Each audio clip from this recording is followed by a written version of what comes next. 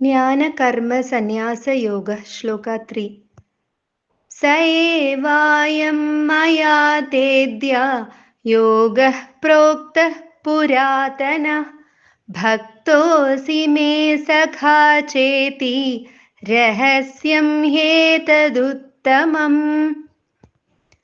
നീ എൻ്റെ ഭക്തനും സുഹൃത്തുമായതുകൊണ്ട് മാത്രമാണ് ആ പുരാതനമായ യോഗം ഞാൻ ഇന്ന് നിന്നോട് ഉപദേശിച്ചത്. എന്തെന്നാൽ ഇത് രഹസ്യവും ഉത്തമവും ആകുന്നു.